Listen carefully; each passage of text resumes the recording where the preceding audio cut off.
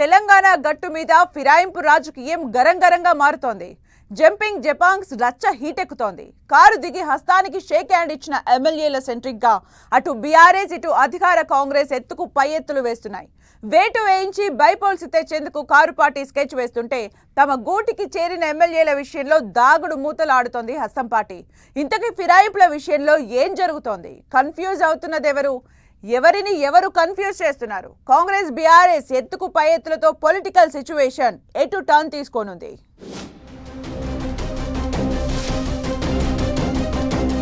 Heat ఎక్కుతోన్న ఫిరాయింపు ఎమ్మెల్యేల episode.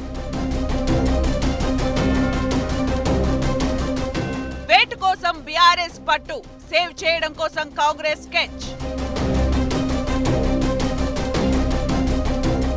ఫిరాయింపు ఎమ్మెల్యేల విషయంలో ఎత్తుకు పై ఎత్తులు. తెలంగాణ ఫిరాయింపు ఎమ్మెల్యేల ఎపిసోడ్ రోజుకో టర్న్ తీసుకుంటోంది.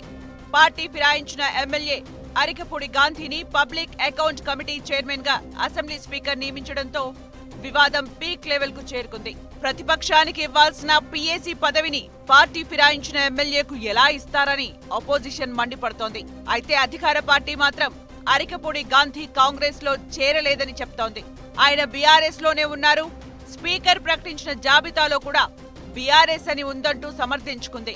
దీని విషయంలో కూడా రెండు పార్టీల మధ్య మాటల యుద్ధంతో పాటు ప్రత్యక్ష దాడులు దాకా వెళ్లింది.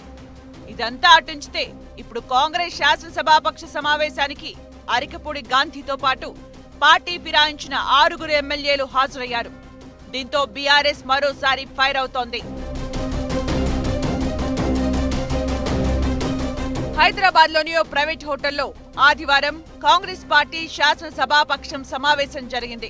ఈ మీటింగ్ కు బీఆర్ఎస్ నుంచి కాంగ్రెస్ లో చేరిన 10 మంది ఎమ్మెల్యేలు 6 హాజరయ్యారు.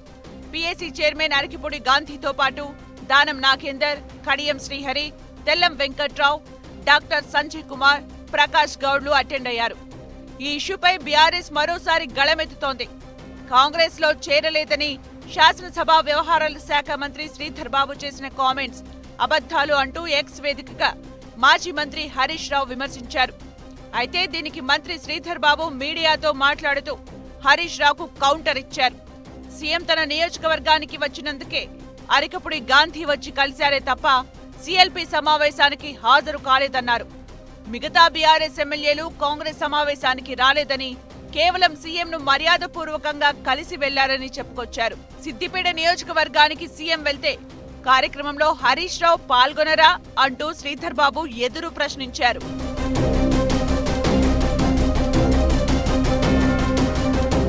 అధికార కాంగ్రెస్ పార్టీలో కూడా ఫిరాయింపుల అంశం కుతకుతలాడుతోంది. గాంధీ భవన్ వేదికగా జరుగుతున్న కాంగ్రెస్ పార్టీ సమీక్షా సమావేశాల్లో వివాదం రాజుకుంటోంది.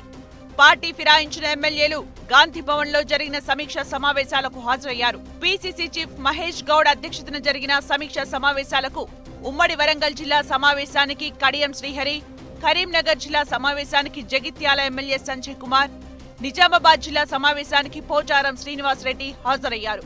అయితే కరీంనగర్ జిల్లా సమావేశం కాస్త రసాభాసగా జరిగింది. ఈ సమావేశంలో ఎమ్మెల్యేలు, ఎమ్మెల్సీల పేర్ల జాబితాలో పార్టీ సీనియర్ నేత ఎమ్మెల్సీ జీవన్ రెడ్డి పేరు పొందుపరచలేదు. అదే సమయంలో పార్టీ ఫిరాయించిన జగిత్యాల ఎమ్మెల్యే డాక్టర్ సంజయ్ కుమార్ పేరును ప్రస్తావించారు. దీంతో జీవన్ రెడ్డి పార్టీ పెద్దల తీరుపై గరమయ్యారు.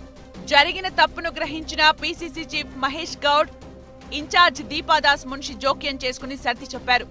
ఏదో పొరపాటు వల్ల పేరు పడలేదని, జరిగిన దానికి సారీ చెప్పి మరోసారి ఇలాంటి తప్పిదం జరగదని సర్ది చెప్పారు. శనివారం గాంధీ భవన్ లో జరిగిన పరిణామాల నేపథ్యంలో ఆదివారం జరిగిన సీఎల్పీ సమావేశానికి జీవన్ రెడ్డి డుమ్మా కొట్టారు. ఇలా పార్టీ ఫిరాయింపుల అంశం హస్తం పార్టీలో ఎన్నో సమస్యలకు దారితీస్తుంది. బీఆర్ఎస్ మాత్రం పార్టీ ఫిరాయించిన ఎమ్మెల్యేలపై అనర్హత కోసం గట్టి ఆధారాలు సేకరించే పనిలో బిజీగా ఉంది.